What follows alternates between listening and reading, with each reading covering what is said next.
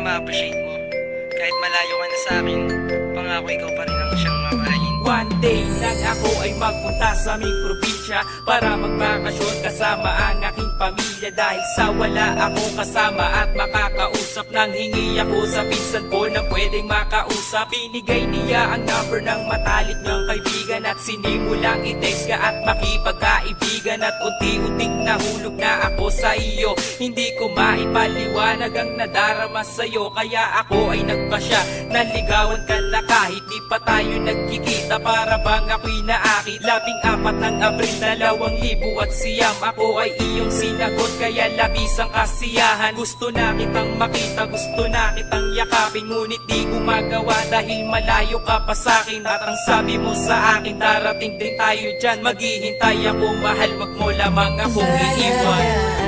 Malaman mo, kahit tayo'y nagkalayo, pag-ibig ko sa'yo pa rin, hanggang sa pagbalik mo sa akin. Pangako ko sa'yo, sinta, ikaw pa rin, kahit na malayo ka.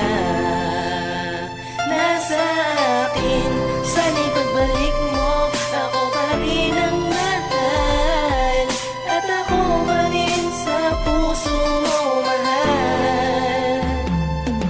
Mag-iisang taon na nga, hindi pa rin tayo nagkikita. Ang tanging na komunikasyon, tawagan na text lang ang pinapagana. At kung minsan sa Friendster lang tayo nagkakausap, ginagawa natin ito kahit medyo mahirap ang takbo ng relasyon. Bakit ganito ang sitwasyon? Sana habang tumatagal, tumitibay ang pundasyon. At isang araw, bigla na lang tayo nawala ng communication. 2 linggo hindi tayo nagkausap sa cellphone. Ngunit nang isang araw, naglaging ako sa Friendster, nakita ko ang gallery mo na meron ka ng ka-together. At masakit, nandi man lang tayo nag-break. In-exchange mo puso ko, kaya damdamin ko na hurt. At hindi sinasadya na nakapaghanap ako ng iba. And after 4 months, hindi ko inaasahan na makakapag-usap tayong dalawa. Mag-comment ako sa FS, sinanong ko kung may BF ko pa ba. Sinabi mo sa'kin, sinakta ka niya, iniwanan ka lang na mag-isa habang ikaw ay lumuluha. At tinanong ko sa'yo kung pwede pa ba tayo.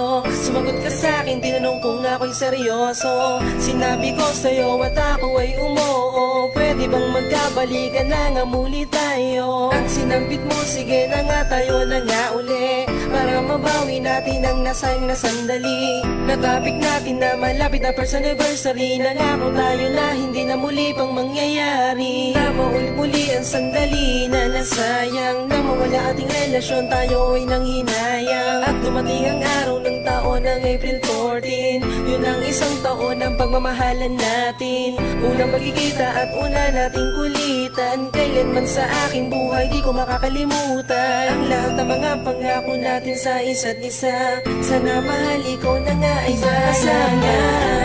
Malaman mo, kahit tayo'y nagkalayo, pag-ibig ko sa'yo pa rin, hanggang sa pagbalik mo sa akin. Pangako ko sa'yo, sinta, ikaw pa rin, kahit na malayo ka. Nasa akin, sana'y pagbalik mo, ako pa rin ang mahal, at ako pa rin sa puso mo mahal.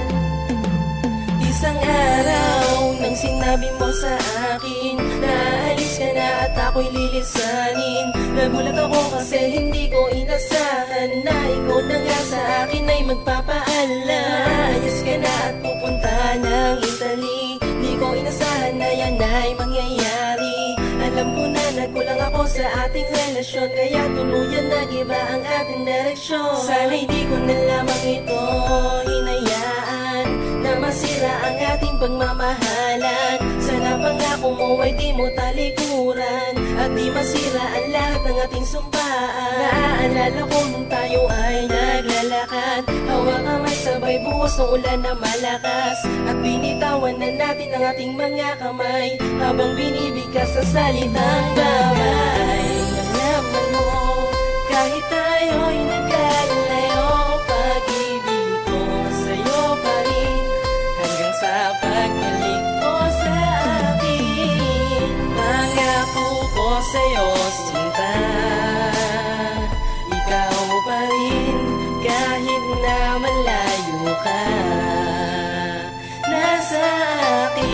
Sana'y pagbalik mo, ako pa rin ang mahal. At ako pa rin sa puso mo, mahal. Ingat ka palagi dyan. Lagi mo sanang tatandaan na mahal kita. Sana muli na kitang makasama. Miss na kita. Salamat sa lahat.